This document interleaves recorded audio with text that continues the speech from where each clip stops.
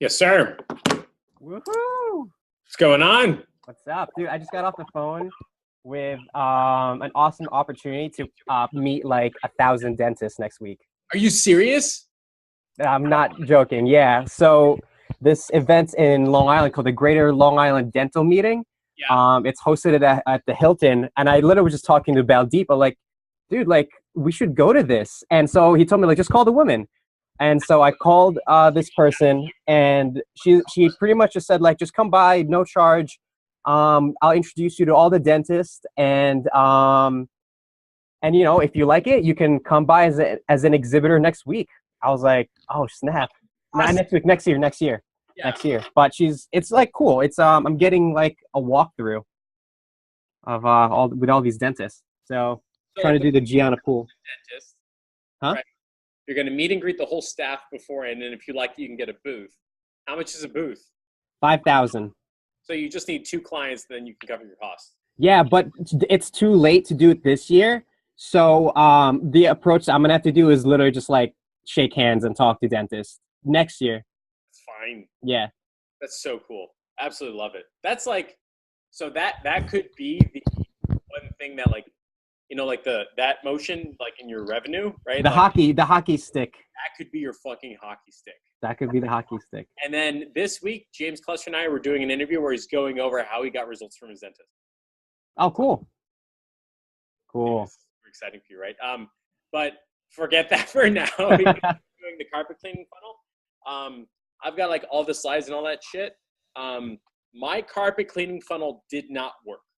Oh. I get like the lead sales and ROI, but I had one trick that did, and I'm gonna walk you through the whole thing, right? Cool. And if anybody else, I put this link in the inner circle. I saw, yeah. If they join in, great. Like always, I do like customer research first. Okay, cool. Jack is here. So like I always do customer research first. So this is the research that I put on the wall. Mm-hmm. Homeowners, carpet cleaning company is expanding, so as possible, blah, blah, blah, normal shit, right? This is just a picture of him and his crew. That's it. I just got admin access to their page, post on the wall. That's it. Ran it as an engagement ad targeting like everybody within 4 miles of their location. That's it.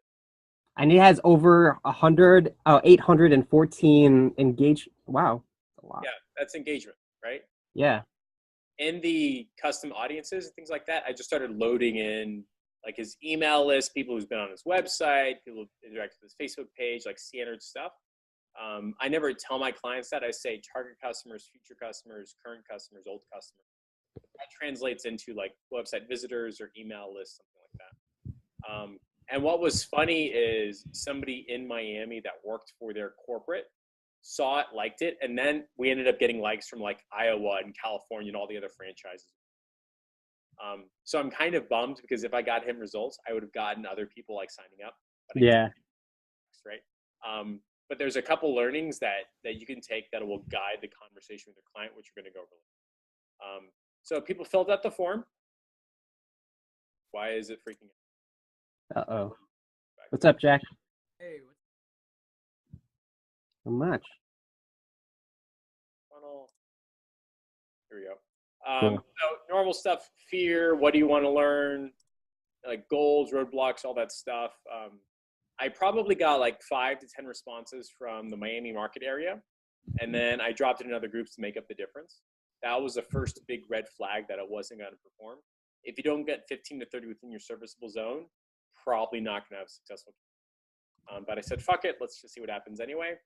How much do you normally spend on a customer research campaign? $200-300. That's it over the course of a week. Okay. I'll divide it into like $20-30 a day and then do it for like 3 or 4 days. Or sometimes increase it or decrease it. But the basic idea is I know that I'm going to have to spend some money on customer because otherwise it's going to take too much brain power to write the ad. Mm-hmm. And I'm going to have to spend too much time trying to figure it out. So it's easier this way. And it warms up the audience. So like if somebody sees this, interacts with it, and then they see an ad, it increases the chance of them like.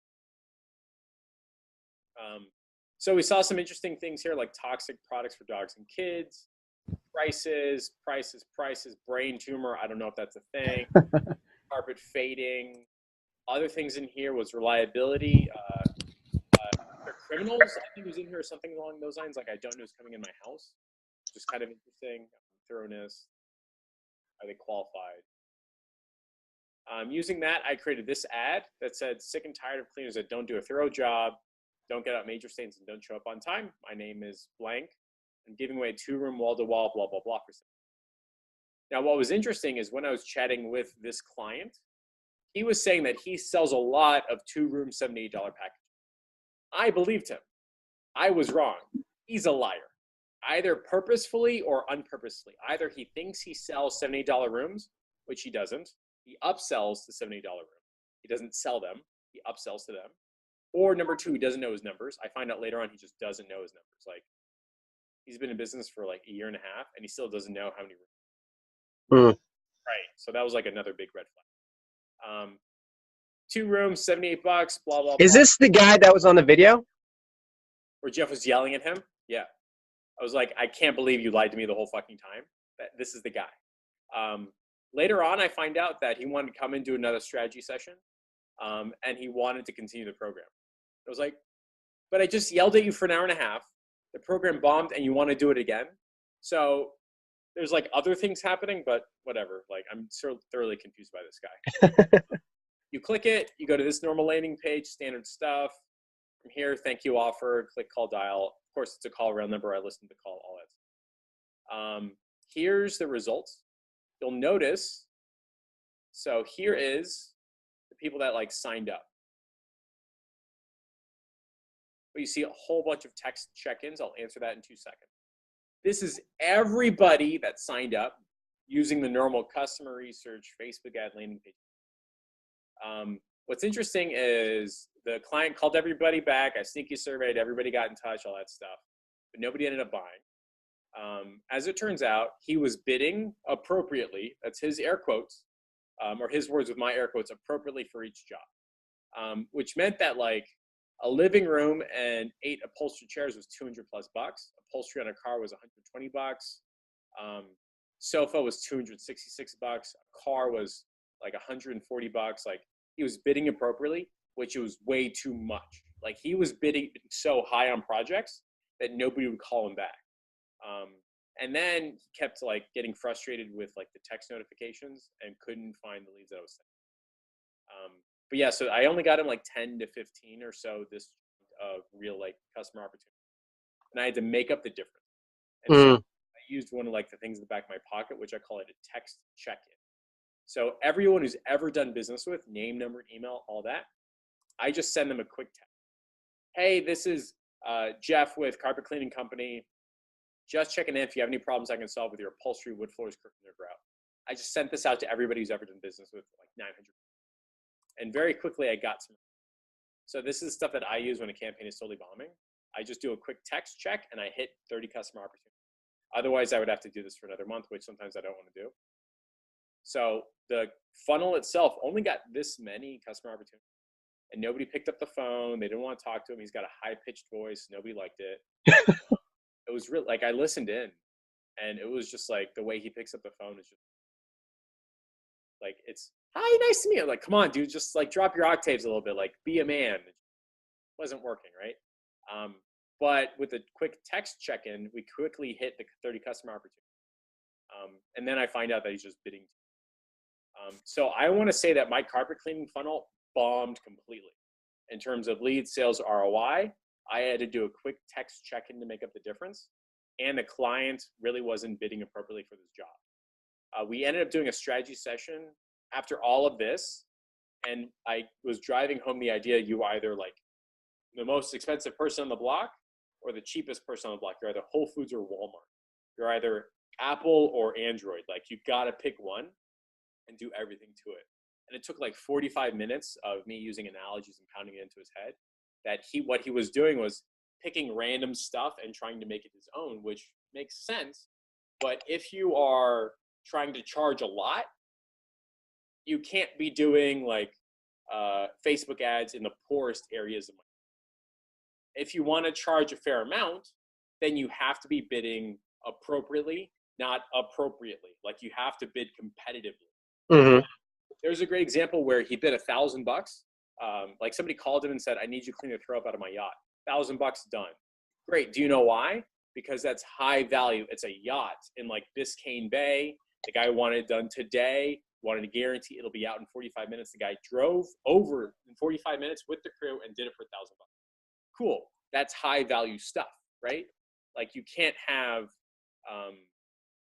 low value things in your high value proposition. You have to stick one or the other. And so we had that conversation. We did like the funnel where we talked about value ladders and stuff. Like you got to get people in, you have to get into their home and then find more stuff to do like everybody else. Yeah. That was like what I should have done in the beginning that I didn't know of later. Is actually just getting them to the house and then figure out what else is wrong. That's correct. The philosophy that I should have taken with my carpet cleaning company is these are customer opportunities. You are in someone's home and then you get to find more stuff to do. That's where you make your profit. You're not going to make your profit by getting on the phone and saying it costs $450 for me to come out and clean your carpet, especially when the woman lives in an area where the average income is $60,000. You're not going to get an opportunity there. Mm-hmm. You'll get an opportunity when you say it's $27 a room with 3-room minimum. Great, I'll send the crew out tomorrow. Then you can have opportunities for upselling. Like in the customer research, we found out that Stanley Steamer and ServiceMax and Sears and all that, that's a strategy they use. Get in the home and then find out that they've got other stuff to clean. $21 a room becomes $500, then you make it. Wasn't doing that. But that's like something I didn't know until then. We tested a bunch of different offers, $78, $147, $175. I should not have done that. I should have quoted per room, and I should have quoted competitively. For example, ServiceMax charges $31 a room. Cool. We were asking for $49 or $39. Carpet cleaning Atlantic One charging $26 a room. We weren't even competitive. Sears, they got a stamp of approval. That's like a real company. $24 a room. We weren't even close. So the guy was bidding appropriately, you know, like including his margins and stuff like that, which isn't the status of the industry or the business.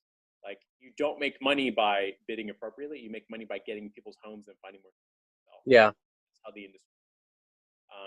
Another example is fresh cleaning, $25 a room. There's another one for $20 a room, right? Keep in mind when we were bidding, we're almost twice as much out of it. Yeah. Other couple things, we should have used these keywords. Results, guaranteed, I don't know, points increases. Oh, wait. Stronger guarantee, proof of testimonials, better match to local and national competitors' verbiage. So I should have gone to Groupon or typed in Stanley Steamer and just stole their ads and their verbiage. We could have done a free square footage giveaway. Joe Polish is like a guy that's really good at carpet cleaning ads. Should have done what exactly he said. Other things we could have thought about, like get a free room carpet cleaning with a purchase of 2 other rooms free, right? Plus a purchase 2 other rooms. And get a carpet cleaning coupon PDF style. These are all things that I recommended to him after a campaign bombed, which, by the way, made him want to continue another month. We didn't do any of this. We literally did this right here.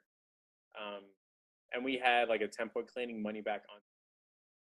I later find out that he doesn't actually use the word guarantee in the phone calls. He should have said, we'll give it, like, we'll get all the stains out that we can. There's no guarantees. Yeah. Wrong. Should say money back on. Other things that we found out that, like, if you don't have proof of results and testimonials, your ad won't perform as great.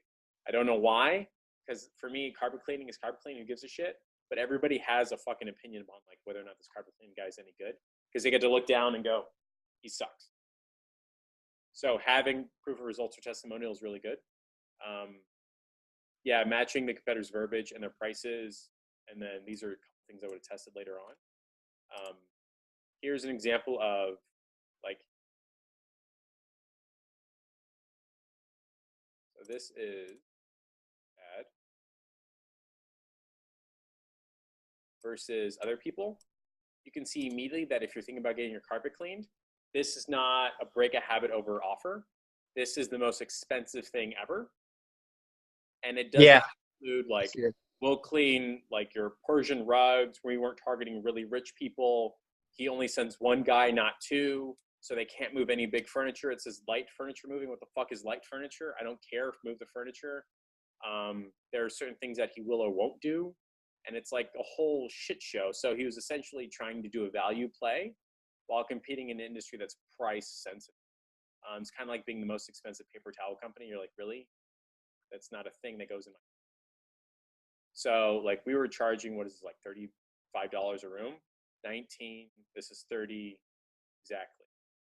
And what's even more interesting is I was seeing his Facebook ads on here, or his AdWords on here. I signed up using a different email, and then I waited 4 weeks. Then 4 weeks to the date, I started getting other offers introducing other prices, which made me distrustful of working with him as both a client and a competitor, or a client and a customer. I ended up getting like $19 a room, $27 a room. Actually, let me bring it up right now. I'm gonna stop sharing real fast. Like, I ended up getting so many prices that it ended up me not wanting to actually buy the carpet cleaning company, and it put me into this mindset of, oh, I have to play the game.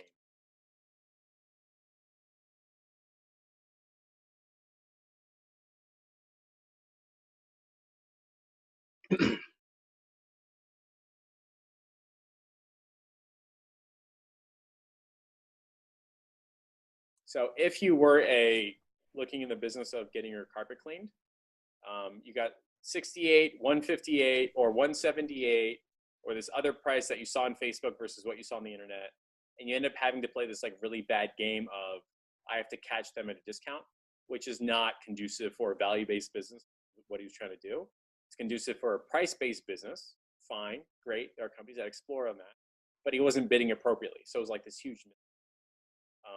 And all of this really like went together to a campaign that totally bombed, to a point where like Dry Concepts, which is a value-based dry cleaning company, literally says we will be there the same day.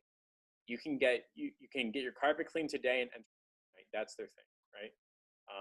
And this is the only offer that they have. They made a conscious decision about not playing this discount game or different prices and stuff like that. Like, I forget, is it like JC Penney or something like that? They play the discount game. You go hunting for prices. His pricing strategy was based upon that, but he was bidding so high, he never had enough to actually get some. And when he did, it was like a whole shit. But yeah, so this is the carpet cleaning funnel. That's the research ad. It's the research that we had. This is the actual ad itself. Funnel. There you go. The results were just from here. That's it. Everything else was from the text check-in. So if you ever have a campaign that's bombing, just send this mass text out through ClickSend, and you'll be able to respond and schedule, and it'll count for you as a pretty cool. After this campaign bombed, I had a strategy session with him. I said, look, I did some research. This is the 3 things that we ran. It's not price competitive. You're bidding yourself out of the opportunity to actually go and set something and make money. Even at like the most price competitive, which is $20, let's just compare that. You are almost twice as expensive without doing the things that are expected. So you're literally trying to squeeze blood from a stone, or like get somebody who has no money that wants this. Yeah. Buy a whole bunch of shit. In the future, if I had to take him on again, I would have done this type of idea. Like, I would have made sure that when you're reiterating a guarantee, the term is, and I guarantee it. I guarantee you'll get the results that you want, or I'll redo it. Like that. Did not want to do that. Did not have confidence he could guarantee his work. He had no proof of results in testimony. His answer to my question, which is, do you have any proof of testimonies? He goes, yeah, our Nationals has like a whole bunch of like Google reviews. I go, no. I mean like real life people that say you did a good job. And he's never done it before. Like, never like, hey man, can you give me a testimonial, something like that? Never done it before. I literally yelled at him for 20 minutes saying, go get them your next job. He refused to do it. And then the next day he started sending them to me. I would have done a better match to local and competitors' verbiage, like Groupon ads, Facebook ads, AdWords. Take some of their inspiration and make it your own. I would have looked at these other 3 ideas, but the end results is like my campaign for carpet cleaning totally bombed. But what I found is that by having this follow-up, talking about this research, and then having a good conversation about value versus price, the funnel, the steps, the customer opportunity mindset, you all of a sudden want to do another. But yeah, that's the basic idea. That's awesome. Yeah. Thank you for taking the time to do this. This was helpful. Is there anything that I can do to help you land this customer or the carpet cleaning company? Well, I just met him last night at networking events, and it didn't really dawn on people this morning that I realized, oh crap, Jeff does this down carpet cleaning. Yeah. So I think I'm just gonna give him a call and be like, hey, it was really nice meeting you last night. And I, maybe ask if he would love to meet and just, go over a campaign or a strategy, what I think I could do for him. Yeah, just do the standard customer onboarding like normal. Yeah. And then just do the 7 steps to a high-performing campaign. You can get it down to about a 15-minute Zoom call, which is what I did earlier today. And then you can run this just like normal, knowing you're going to get 15 customer opportunities, and then do a quick text check-in to everybody else, and all of a sudden you're going to get 30 real fast. How long has this guy been in business? 20 years. All right, so he knows the deal. Like, he knows you got to bid low, and then you make your money like a construction company later on. Yeah. All you got to do is just run shit, and it has to be price competitive, and his phone will ring. It says 20 years here. At least that's what his card says. So. Could be lying.